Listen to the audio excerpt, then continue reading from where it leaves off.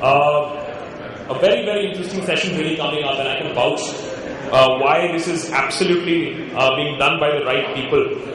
We're going to talk about the Select Citywalk Retail Excellence Series, how to develop the right strategy for taking your brand to the pinnacle of retail success. Anyone who comes from Delhi will vouch for the fact that Select City really is a textbook case of getting the mall strategy right, positioning just the right kind of brands at the right place, attracting the right kind of crowd. How do they do it?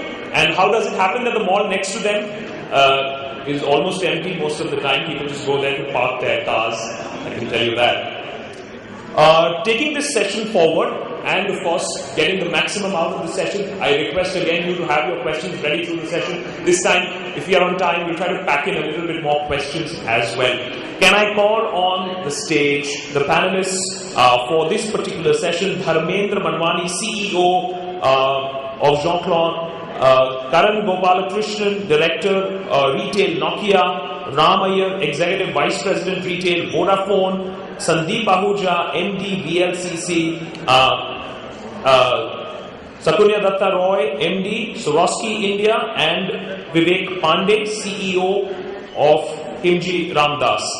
The session leader in this particular session is Yogeshwar Sharma, CEO of Select Citywalk, and the moderator for this particular session is Sunil Alak, founder and chairman, SKA Advisors and former MD of Britannia.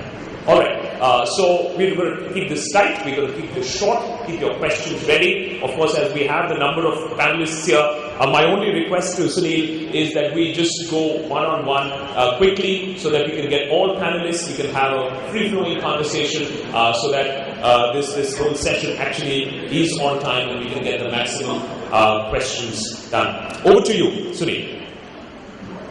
Is working? Yeah, fine. I thought that the best thing is to first tell you how we are going to present the points of view in this particular session.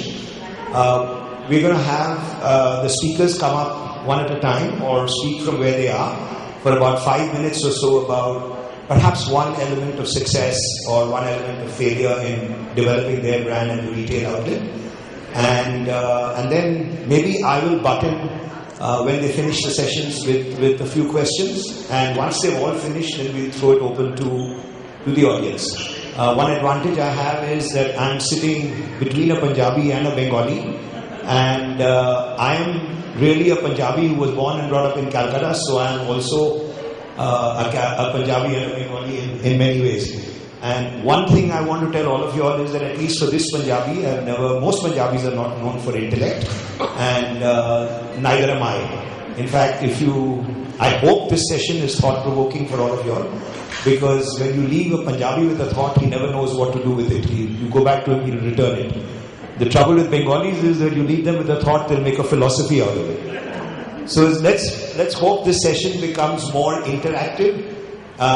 Whilst the key thing that one must remember is that whilst you are looking at how each one of them has developed their own brand through retail, it's equally important to understand what happens when you sell the same brand, not just through your outlets but also through general trade. When I say general trade, means you could have a Levi's store or you could have Swarovski, which is only Swarovski. But many of them would also be available in another important store. So how do you pick a store where your brand is going to arrive at? What happens when you have a franchisee? What happens to your brand? Because owned stores is one area. And very often, which is not here today, is what happens to the brands who want to sell through your outlet? What happens to a Levi's? What happens to a Nestle? What happens to a Britannia who actually comes into some stores like Select Citywalk is an area where you are selling to different brands. And how do you brand yourself as saying, I'm the place to come in? So on that note, can we start with Yogesh, who is the Select Citywalk guy, and let's hear it from him. Thank you, Sunil. Good afternoon, everyone. We have categorized this session into 3 parts, 3 basic questions: that what is the right strategy for any brand? Secondly, why strategies don't work, because I believe that everyone has some strategy or the other. So why strategies fail? And thirdly, that all problems, the reason lies in human behavior somewhere, the way we have gone wrong. So these 3 parts we have divided the session into, and I would request each panelist to say, because we all come from different spheres of business, so I'll request each one of them to please share. I will share my learnings from Select Citywalk, because I have been part of Select Citywalk for a while, and where we have gone wrong, what mistakes we have done, and how quickly we have tried to correct those mistakes. So we'll start with Mr. Vivek Pandey. May I request you to please start? Thank you. Hello everyone. Well, firstly, I am amongst all these panelists, I am in a unique position because I don't own a brand, but we represent brands. I am from Sultanate of Oman, and we have perhaps the best luxury brands of the world in our portfolio. So I will be speaking from my paradigm of representing a brand rather than owning. Of course, there's one brand which we own, and that is the Kingji's Mega Store, which is a department store. So basically, I again repeat, we are exclusive distributors, as well as we have our own chain of department stores, which opens up a lot of possibilities, including things like conflict of interest within the channels. You know, you can have different channels represent. Say, let us take the brand Molinex, which surprisingly is not present in India, but it is a very dominant brand in its category for blenders and juicers in the Gulf. So the kind of products it has, most of it are sold through the hypermarkets. They are not to be sold through our department stores. The other extreme example I can give you is, say, of Swarovski. My fellow panelist Sukanya is here, who heads Swarovski in India. No, they have a worldwide policy of selling only through exclusive boutiques and not through any hypermarkets and all. So for that kind of a brand, we open those kinds of exclusive outlets. So similarly for the various brands, for Rolex we have a boutique, for Chopard we have a boutique, for Cartier we have boutiques. So you see, these brands are very clear that they don't want multi-outlets where there are a lot of other competing brands. So this is the essential difference of the brand personality and the brand idea. I don't know whether I can go on or maybe... No, I just want to ask you one question on this, is that when you talked about soap as being your own brand. What was the brand? What is the product that you mentioned that you have your own brand in? I couldn't hear. That is the department store, Kingji's Mega Store. But in many of stores like yours, what is becoming important, and it happens all over the world, is to have your own house brand. So what happens then is that, for instance, you have a biscuit, or you have a soap, or you have, which is your own house brand, and it competes with, say, another person who's like a Lever's or Nestle. How do the multinationals then behave in your store when you launch a house brand, or they do not allow you to launch a house brand? No, that's a good question. It makes me actually, the Kingji Mega Store is for the luxury brands, but we also have friendly neighborhood stores which are known as Kingji Mart. So Kingji Mart, we have a lot of our own brands, like we have the Khanjar, the rice bags. The Khanjar brand is owned by Kingji's. So responding to your question, Sunil, what we have done is to avoid conflict of interest. If we have our own brand in that category, then we are not keeping the competing brands at all.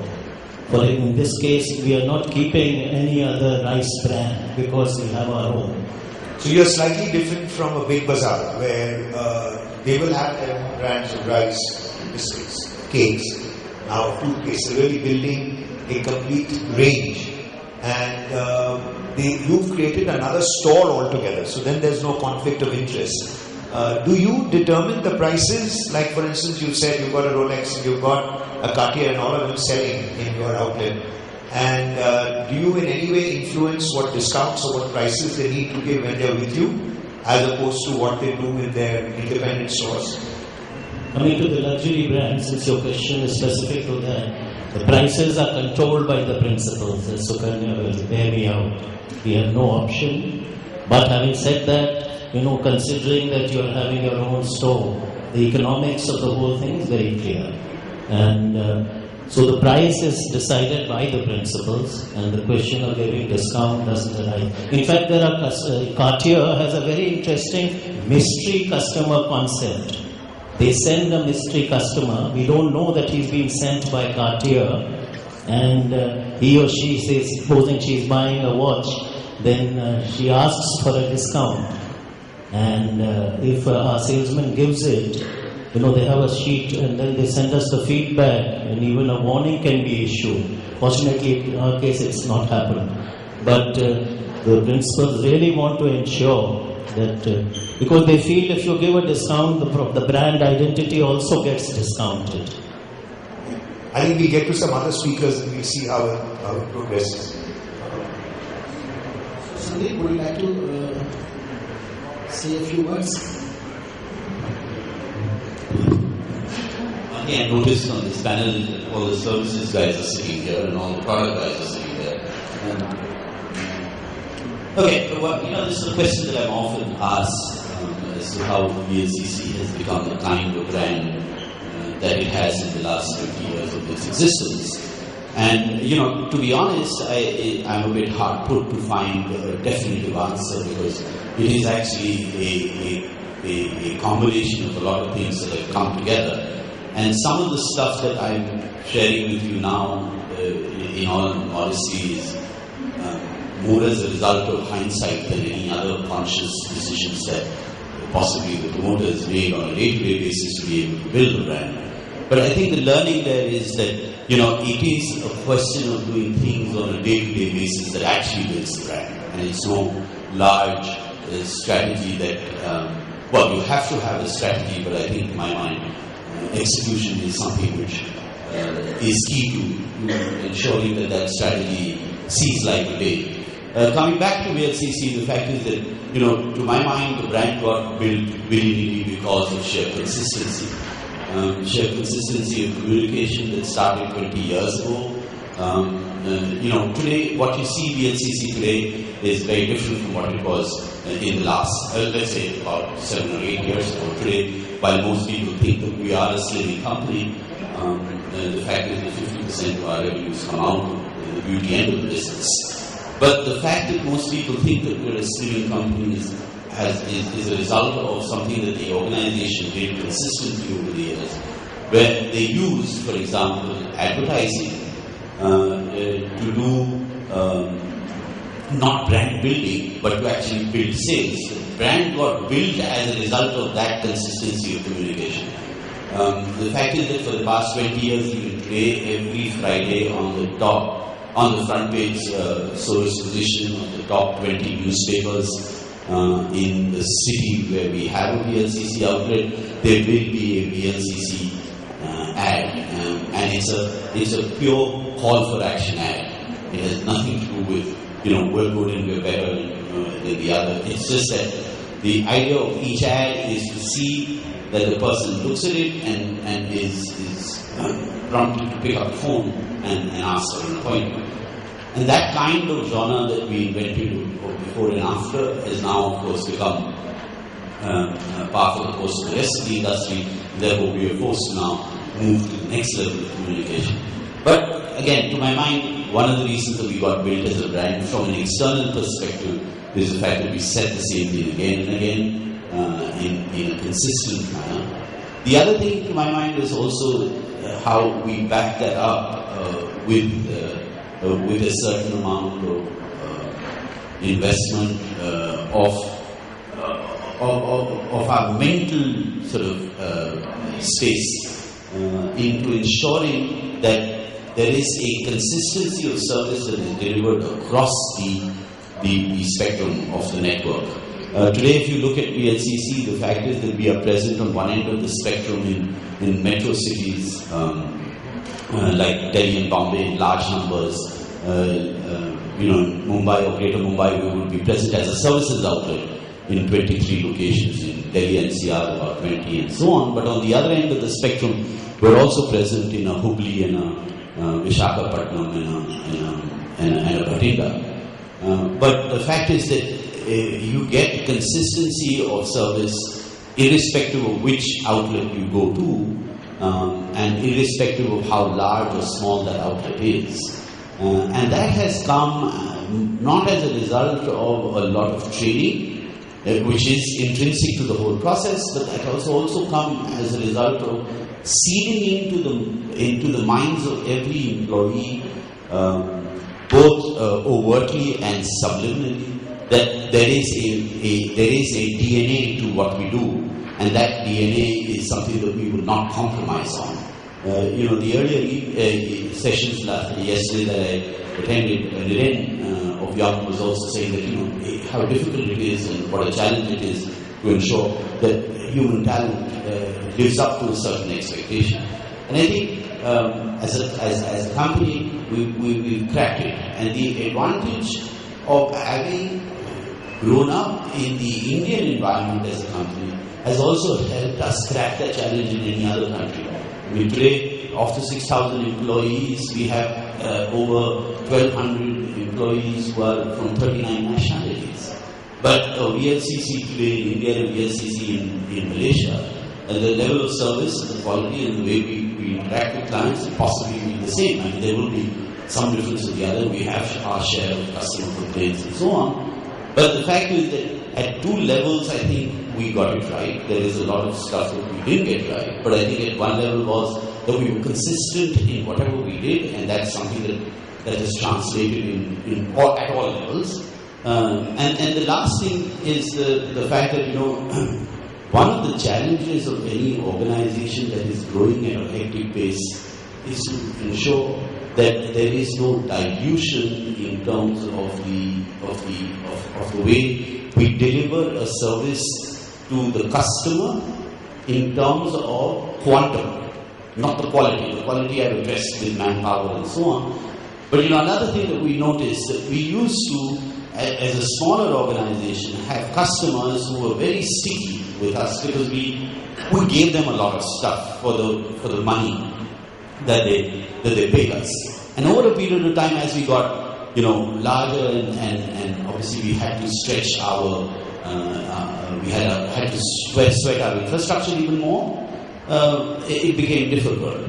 And that's something that today we are focusing on as a brand, that having become a kind of brand that is respected and has a certain equity, there is also a level of expectation of the customer that has gone up significantly.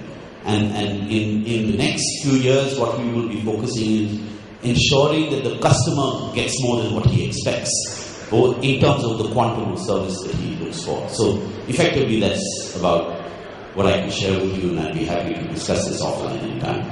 I think I'll just request the speakers who are coming up now. It will be interesting for the audience which is there already in VLCC, but to highlight what is the core image that you want to project, one, and how you build trust amongst the audience, because your customers are looking for trust and they're looking for one core strength that you have. You may have a lot of other strengths, but one core strength, and I give the classic example well before all this retail and chains that come up. I found that you don't have to be the best in the world. You don't have to be the best in India. You have to be consistent. And for instance, in Britannia, when I was there, I never ever claimed that we make the best biscuits in India. We never ever claimed that we make the best biscuits in the world, because we didn't. And therefore, if you wanted to build an element, you bought a Mari biscuit in Delhi, it would taste exactly the same as a Mari biscuit in Chennai, as it would taste in Mumbai. So what you do is you build a level of expectation of your customer and then ensure consistency. And the best example, I don't know whether it's there now or not, but there is a quality restaurants going back 30-40 years ago in India. You could go to a quality restaurant in Calcutta or in Lucknow or in Delhi and you got the same chola bhatura at the same price, at the same quality. It wasn't the best, but you knew when you walked in, this is what I'm going to get from this restaurant, and always packed. It was very important to and I'm sure all of you all have achieved the success by getting a particular core, because you must know your core strength. I mean, just as a little joke to wake all of you up before we get on to the next speakers, is that why has South India produced the maximum number of good spinners in cricket? I mean, one of the questions that was asked. And it's because that's their core strength. If you see, and this is not me any disrespect, but if you see the way the South Indians eat their food from the time that they're a kid, they have the rice, they have the sambar, and they are eating it like this. So the core strength of being a spinner arrives right from day one. But I was saying this in Punjab, and somebody said, Bishan Singh Bedi is also one of the leading spinners, and he's a Sarlar from the north.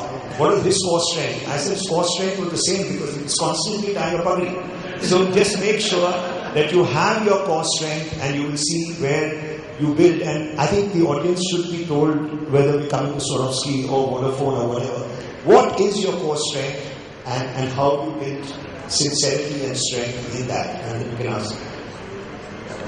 I'll request Sukanya to close. It's perfect that Yogeshwar asked me, because I think Sunil has done most of my talking. He's completely correct. We start with an image and we work to make sure we keep that position in the consumer's mind consistently. For Swarovski in particular, I think we started with really a feeling. We want to be bright, bling. The consumer mind space we wanted to occupy was really glamour, all the good, bright, aspirational things. We were never in fine jewelry, so we never played the card of value, etc. It was always about self-indulgence, about rewarding oneself, feeling beautiful, being worth of buying something expensive. That's been the philosophy for Swarovski throughout. What we did was we ensured consistency. We ensured that we implemented it across the globe in the same manner. We have one of the highest fit-out costs in the world, almost. And our partners are proof that in the mall when we go in, our fit-out costs. But it's something that we believe in, so that the customer in Oman has the same feeling when he walks into Palladium in Mumbai. We put our money on what we believe in terms of control of visual imagery. Our images, unlike ALCC, is just a thought which a person carries home. So we don't talk sales, we don't talk price. We are just talking about beautiful things that beautiful people want to own, and consistently work at implementing it. Whether it is product design, or whether it is service, whether it is store design. In terms of consistency, I don't mean we get stuck in a rut and we don't move with the market. We are also evolving, but we are evolving within that overall perception to make sure we are relevant to the market, and we do not lose or we do not settle into believing we are servicing a particular need while the market is moved on. So I think I agree completely. What is it that you want to capture in the consumer's mind? How will you capture that? And what are the steps you need to make sure your product remains relevant to that need as the market matures and evolves? Just one question for you is that how does Swarovski ensure that you don't intimidate a customer who walks in? Because you're a very classy product, and lots of people might begin to feel that I don't know if I can afford this, and will the salesperson look down on me, because even Opera got looked down on in Switzerland somewhere that you can't afford this bag. So I'm just saying that, look, how do you ensure that, because today a key thing for me in retail stores like yours is that it should not be so intimidating that everybody's like, how do you manage that? It's a very, very fine line. When you are working in an environment of premium or luxury, you tend to have the sales consultants or brand ambassadors, as we call them, take a position. And yes, it is sometimes can turn very, very wrong. What we are doing, as I mentioned, is for our relevance. We have tried to become consumer friendly. We have taken away all the doors of our boutiques, so it's an open facade now. We've put our products into open display, which means people can touch and feel without having the lady in the back black suit looking at you while you're touching my products. So these are the small elements which we've tried to build into our story, which makes it more, as we say, open. As long as you don't touch the salesperson, that is sexual harassment. Yeah, not unless if you're good looking, you can go ahead. But yes, I'm saying. So we started doing these small things, but it's a lot of training that goes in. It's a lot of interaction and also an evolution of the brand, because as we go forward, we are getting younger and trendier and are getting used to people asking them questions rather than being all of the salesperson on the floor. So it's something that we have to work on to incorporate into our training and planning. Just one last question. How important is it that, I know they all have to dress the same way, the salespersons everywhere, no matter what store it is, there must be a consistency. Does it help in stores like yours not having, or having people of different countries, not having exceptionally pretty looking people, or trying to make them look like one of us, but well dressed in terms of the Swarovski style? But I feel comfortable in going and asking, because in the cosmetic business, it's very important in India that, because not so much abroad, but in India, people are very scared of when you have a makeup artist, that can I go and ask this question? Therefore, successful companies are now trying to look at having someone who feel comfortable with in terms of, is that important or it's not important? I would say it's not important, but one thing that we will, a major deciding factor is, it has to be globally the same. So if you are going to incorporate maybe, I would say, more freedom in the consumer, in the sales staff, it will be also done in an organized manner across the globe. Because for us, it's very important that it feels the same to the consumer across the globe. It's a pattern that we do not change. There is localization, and I would say like a little garnishing of local flavor that we allow. But it's done in a very organized, structured manner, not to take away and make it to, this is India version. I request Ram to say a few words now. Yeah, so I think I'll pick on where Sunil is making a point about intimidation, and I'd like to share a personal story. So this was early days in Vodafone. I just joined Vodafone, and I think when you join a large company like Vodafone, you're pretty much confused, and the best way to find out what's really happening is to go to the market. So we have three formats. We have a format which is Vodafone stores, which you see in big cities. We have mini stores, which are like corner shops, and we also have a very interesting format which is called the Lal Dukaan, which is right there in Peel villages. So I happened to visit this Lal Dukaan in Darbhanga, which is in Bihar. Great store, written very nicely in English, happy to help. Vodafone branding in red, fully in English. Guy sitting over there inside the shop has been trained to speak in English.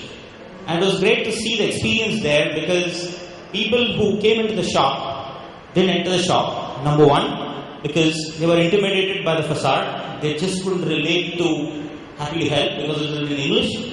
Many of them who were entering the shop were removing their footwear and walking into the shop as if they are walking into this place inside a temple.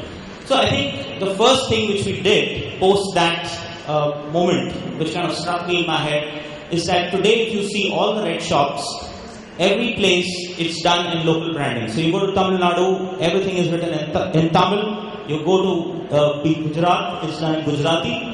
And the person whom we hired in the shop is the son of the soil, who speaks Bihari in the dialect which that little hamlet understands. So we have strict norms of hiring people within 4 kilometers radius of that particular shop, because that really helps connect with consumers. So I think, Sunil, it's an excellent point, because a lot of times, a lot of retailers, what we do is we work very hard on the rational aspects of what the experience should be.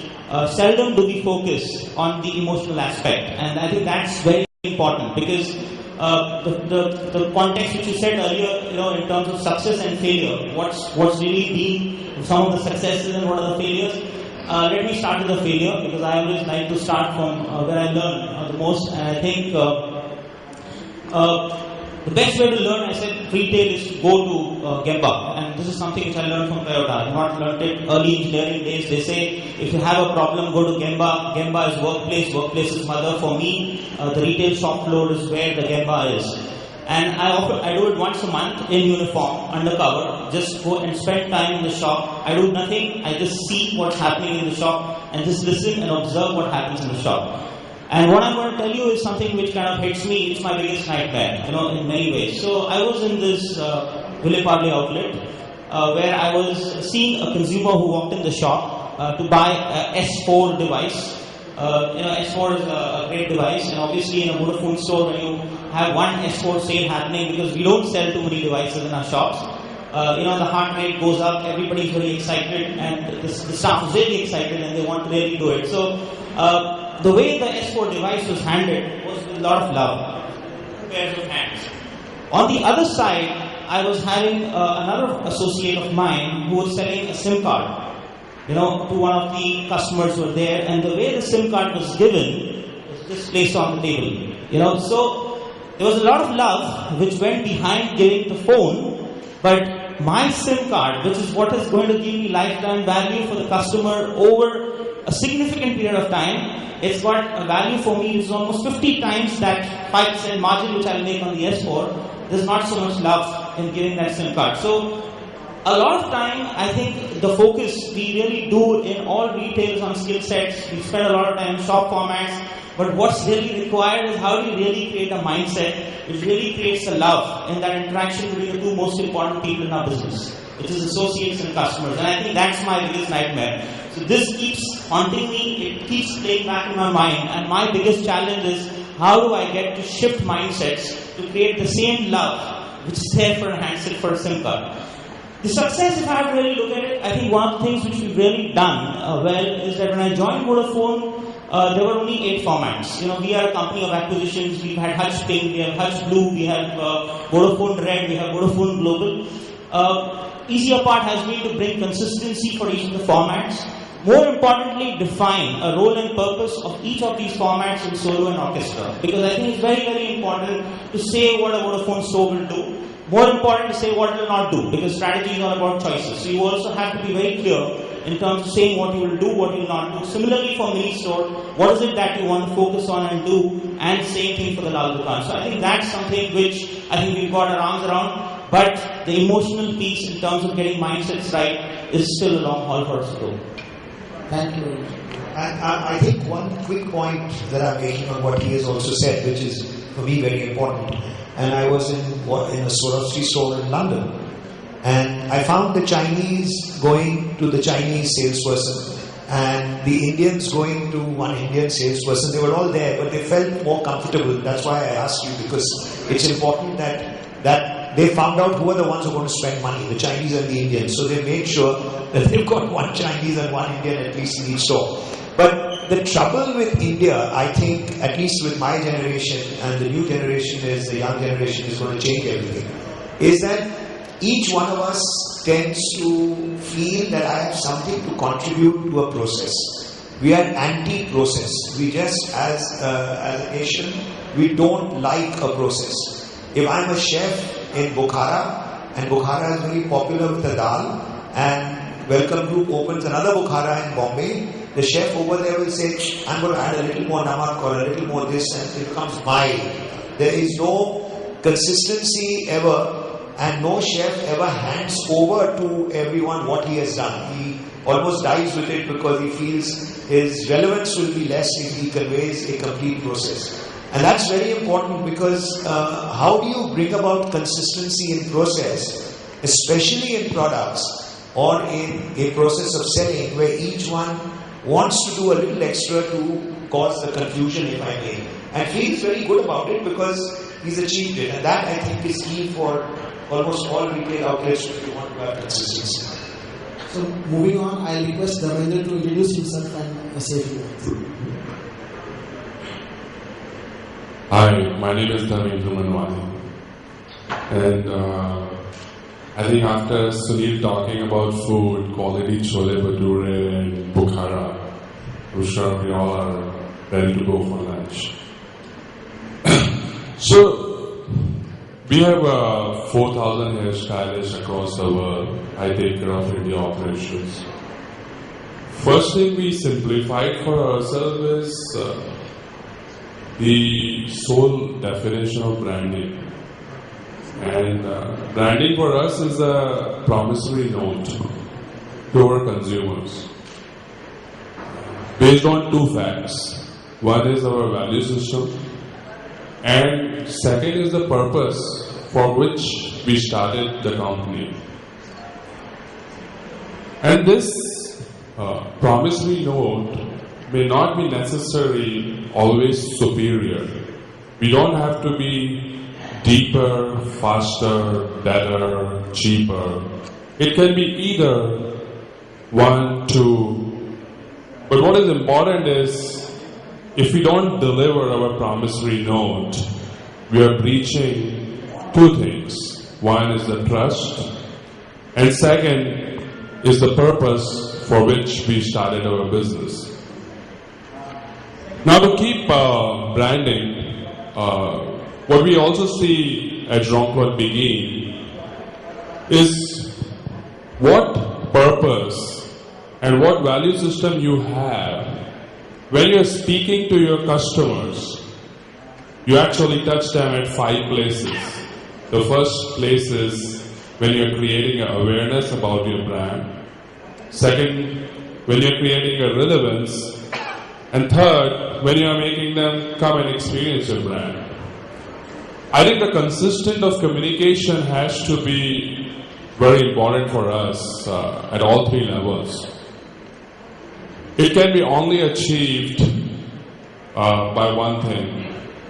For us, the most important foundational part of branding is the internal communication of our value system. I think we have stores in Milan, we have stores in Paris and in Mumbai, everywhere. I think for us, branding is not external but internal.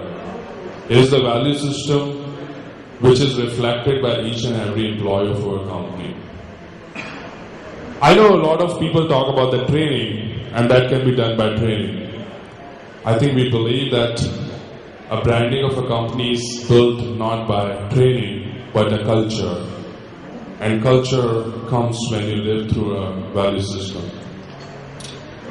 In the last, what I also see example as Jean-Claude Begin is, for us when we say I'm XYZ, it's advertising. When we say to external customer, oh I'm big, French, this, that, this is really advertising. When our one customer or somebody else tells to other people, oh Jean-Claude Begin is great, that's like a PR.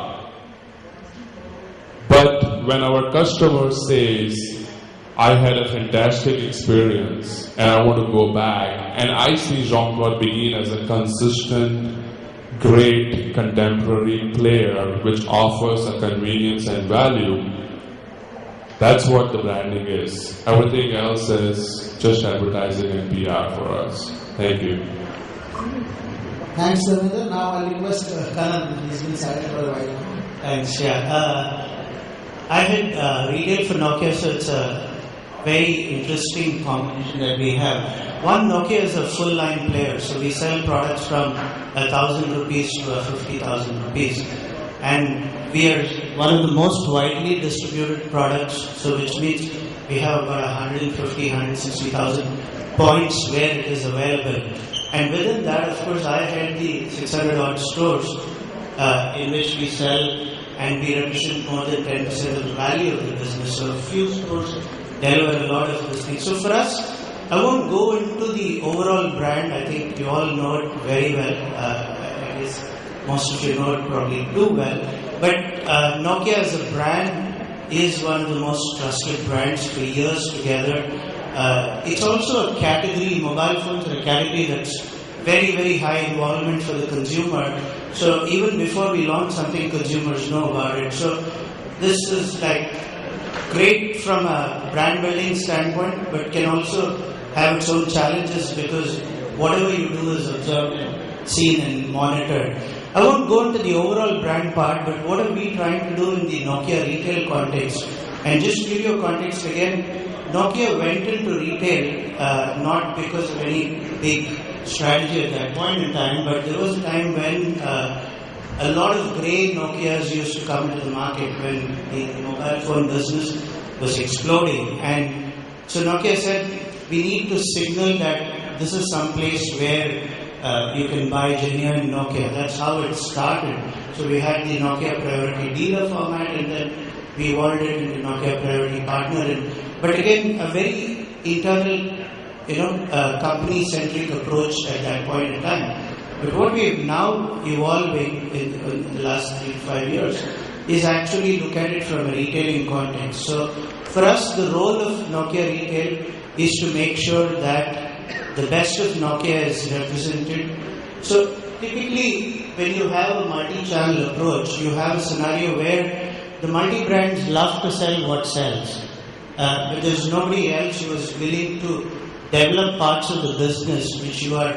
So when you're looking at it from the Lumia range that we launched about 2 years ago, until consumers start demanding these products, multi-brands don't really make much of an effort. So we clarified internally and across the organization that the role of retail is to develop the newer parts of the business, and to be able to do that, we had to get the execution consistently across the stores. So, I think it's great to see everybody talk about the need to be executing strategy, and one, you have clarity of the strategy, and then you execute against that strategy. So, it's a bigger thing when you have to execute this across hundreds of stores, across Tier 1, Tier 2, Tier 3, Tier 4, Tier 5 markets even, and to make it a little bit more complicated if you're running it with franchisees. So you have stores which are run, a single store run by a franchisee. At the other end, you have also very evolved retailers who know that business and are running a chain of stores. So to be able to do that, but again, the way the consumer is moving, and we want to be able to move the consumer and lead the consumer, is to get a right balance between customization and personalization. So it's great to have the same service across the stores, but the consumer wants to be treated as a consumer. So quite often we tend to standardize things, but the consumer feels, and one of my nightmares is I go into a store and the store staff or the brand ambassador is reading off the technical capabilities of the product, and hey, but what can the phone do? It might have this and it might have that, but what can it really do? And then you realize the consumer probably didn't even want that product. So we're now trying to get that balance between customization and personalization, where you get the store staff, the brand ambassador, to be able to have that conversation with the consumer to figure out what is important for the consumer and be able to lead from there. But that's, of course, opening it to a lot of probably a little bit of inconsistent behavior across stores. So that's one part that we're doing to get the balance between customization and personalization. Of course, when you're also own retail along with lots of other multi-brand players, we're also looking at differentiating and offering things which are beyond what you can get in the multi-brand store. So, for example, one of the things that we rolled out about 6 months ago is insurance from Nokia branded retail or Nokia branded stores. So we offer the best insurance product in the market to the consumer, because as screen sizes are getting larger and larger and the value of the phones are getting larger, God forbid if you have a breakage of the screen, it can set you back quite a bit.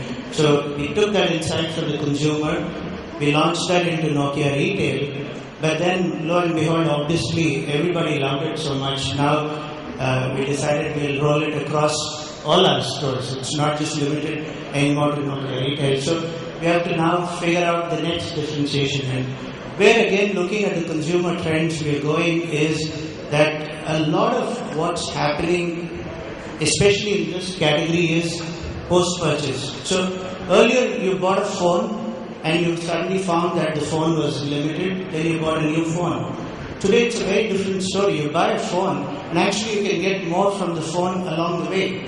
So your phone actually today delivers more than what it delivered 3 months ago, because most of the innovations are coming from applications, from software upgrades. So the kind of things that you can do with the phone today is a lot more than you could do earlier. So we're focusing a lot more on post-purchase, but again, very difficult to execute consistently, and we're trying to balance that ability to customize versus personalize the store. So those are the areas I would like to touch upon at this point. Thank you, Karan. It's now my turn. For the sake of audience, in my opinion, I have divided my talk into 3 parts. One is theory, one is practical, and the third is philosophy. Because I feel all three are equally important for anything to succeed or fail. So on the theory part, we are talking on strategy, right strategy. So the strategy point is divided into 5 components, and these 5 components are equally important. So out of 5, if you have done 3 right and 2 wrong, so we will fail for sure.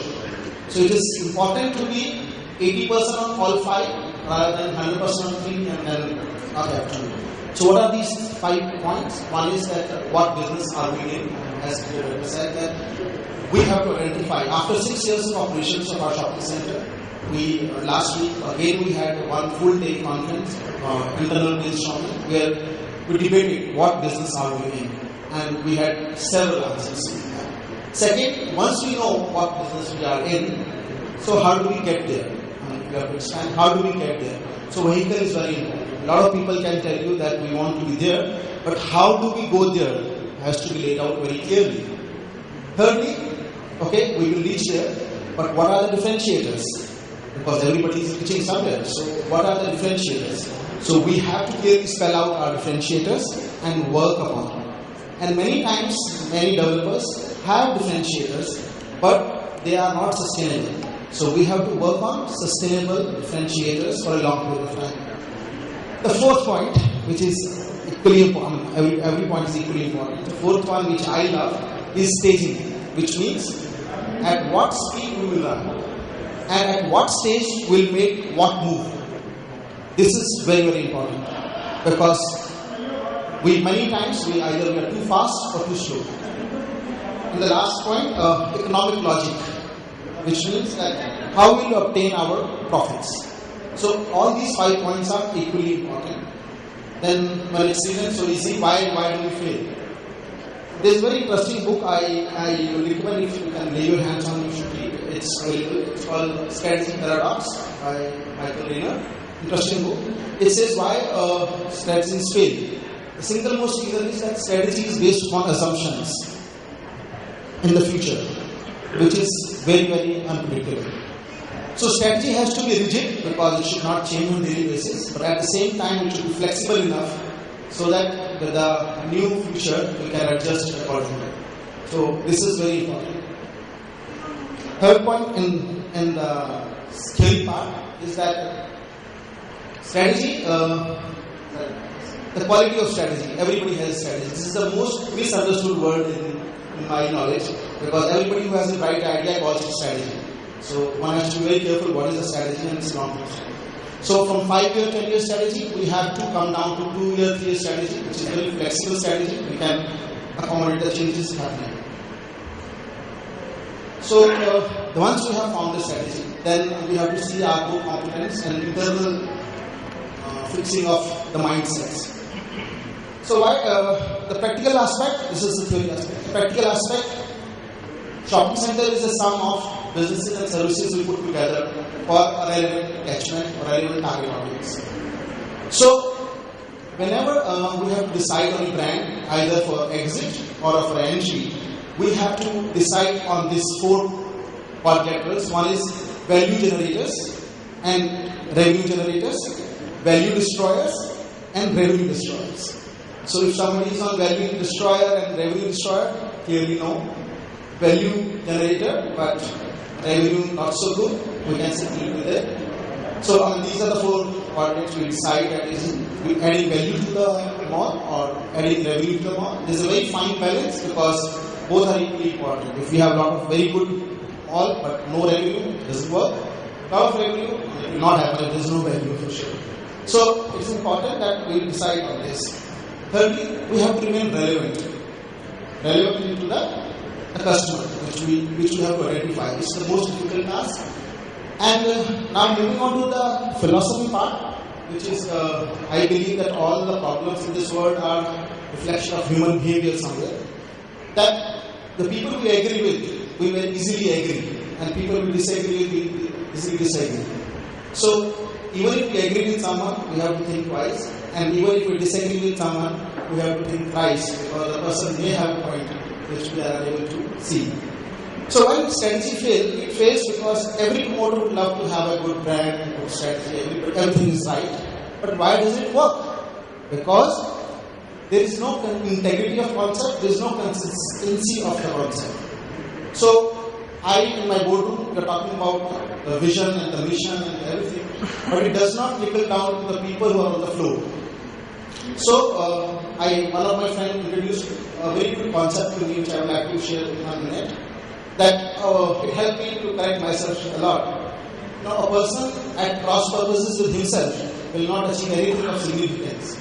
So I thought that maybe this person has done it for me because I want to do this, I want to do that. So a person with cross purposes with himself will not achieve anything of significance, whereas many people with one objective will achieve significant progress.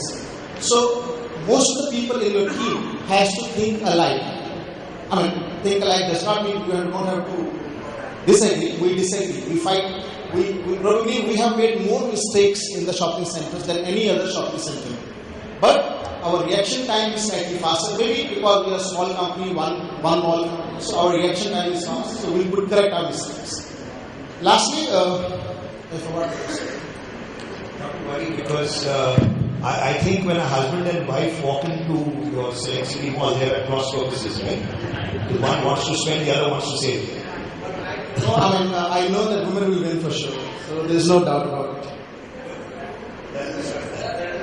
No, I think he's made some very, very valid points, and before I throw it open, I'll just give you a quote of Helen Keller, who says, she was saying, she's a blind lady, and she said that the tragedy of life for most of us is that when we have sight, we don't have any vision. And that's very, very important in life, that where exactly, just because you got sight, you then convert it into a vision, becomes very important. And she was saying when she had no sight at all, she had a terrific vision. So strategy by itself, one other point that I want to add is there has to be a lot of passion in your team to deliver, and therefore the leader becomes very important. How much is he going to drive and motivate his team and with a lot of passion? But best is now to throw it open, and you can ask anybody directly the question that you would like to. Alright, the format that we've been, of course, adopting is that we have a show of hands and anybody wants to ask the question, and I'll quickly hop across and get that question through. But before that, I'd just like to ask one question to you, sir. You talked a lot about philosophy, but just going about the practical aspect, Ram put a perfect example of what went wrong in Vodafone and how they corrected it and made it completely local. And this is because I've seen Select City, and those who are in Delhi would know about it. You can't say that you got the location right because there's a mall left to you and right to you, and not doing very well about it. And they also have good brands.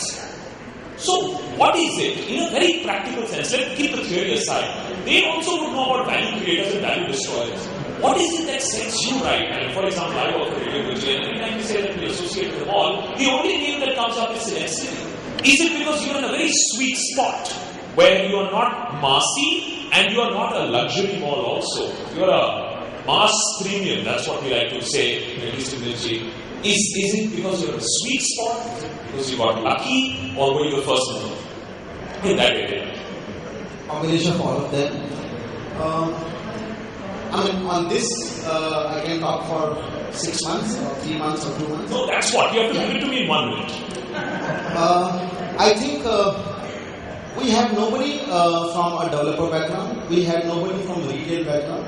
We came from hospitality industry, and we kept consumer in the center. and rest everything is wrong. Consumer is right, and we have to remain relevant to the consumer. So if the consumer is evolving, we have to evolve with it. And I think speed played a very important role because the size is small. The company size is small. We are promoting the company, so we can make the changes very quickly. So you've said it twice. You mean to say a large mall chain might be a little bit of a disadvantage? Is that the message that one should be wary of? That if you're a large retail chain, you have many malls under you, you would be slow and you should be careful of. That's exactly the reason we have not expanded now after 6 years, because we feel that our learning is still not complete. We wanted to go through one full cycle of churning, because every agreement was for 6 years or 9 years. It boils down to many body, one in mind. If all the people in the company know the philosophy of the company, that the consumer is right, the consumer we have to service, then it becomes easier. Till the time we achieve that, and we have integrity and consistency in that, till the time we feel that we should not expand. But now we feel that we have learned, so we should move on.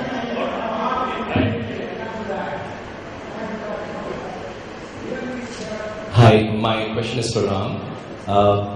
What I've observed at Vodafone is that since you mentioned you have 3 formats in terms of your VS, VMS and ADVMS, you do have a different profile of customers, which is your prepaid and postpaid as well. You're catering to all segments of the pyramid, from the top to the middle to the bottom. The type of SMSs push that you give are relevant to each pyramid in terms of, what should you send from an astrology SMS to each customer. From a branding perspective, how do you ensure that you consistently cover all those segments of the pyramid and ensure that that loyalty and stickiness remains for a Vodafone? Because I'm looking at your base of customers would be, tremendous and huge in millions. So we as an organization, we measure and monitor customer behavior and expectation and experience. So as a challenge, how does Vodafone address that? Good question. So, we have 150 million consumers spread across 3 different segments, 3 different formats. So it's a huge scale that we kind of manage. I'm a strong believer that what you measure is what you can really control and influence. So there's one ultimate question which we measure in Vodafone, which is, will you recommend Vodafone as a brand to your friends and family? It's the Net Promoter Score. It's the ultimate question. A significant part of not just my bonus, but Martin Peters' bonus is linked to it. A significant part of my shop associates' salary on a monthly basis is also linked to that ultimate question.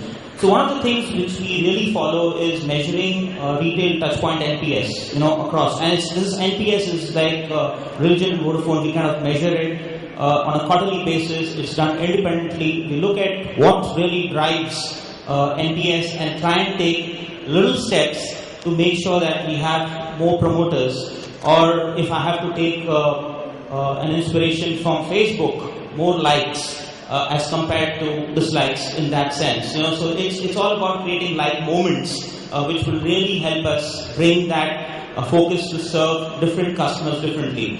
And you're absolutely right. You have to treat each of these very, very differently, yet have a common language. So we try to bring some consistency in terms of branding. So when you walk into a Vodafone store in a Lal Dukan, you will still see the common hello wall written in Gujarati or in Tamil. You come to a Vodafone store, it will be nice, bright hello, which is there. If you go to a mini store again, you'll see hello. So that's one of the things which we've been able to do in terms of consistency of brand. I think we are pretty fanatic about brand guidelines anywhere in the world. I think Vodafone is known to bring some amount of consistency on the brand. But the real challenge, as I mentioned to you, is not so much bringing the brand consistency in terms of look, feel, and shape of format. And it's more about the human experiences that we have to deliver. That's where we really struggle, because it's a people experience. It's completely varies. And I think the toughest job in the company, after having spent time on the floor and seeing, is the job of the associate. Because when you have a customer sitting there and he's asking for a particular resolution of the problem, he wants it then and now, and he's not going to get out of the store till he has a resolution to that issue. So it's a tough job there in terms of delivering that experience. May I also request the audience to ask questions which don't deserve such long answers? Okay, we have 2 minutes left for lunch anyways. Anyone? Alright, I think anyways. Explain the FPS thing you just said. So, You asked me over lunch. You know much better.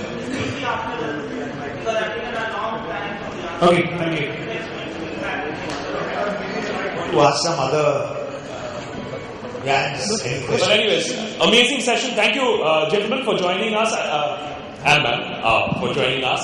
And one thing is absolutely clear: it's change, and Nokia would know that. It's change. It's connect with people. Very interestingly, one now gets to know that Nokia was actually experimenting with Android before the first solution actually happened. But if you don't change in time, and that's what I think Select City has done very well, they've changed, they've connected, and I think Vodafone is a perfect example of how they carry that experience and touch, connect.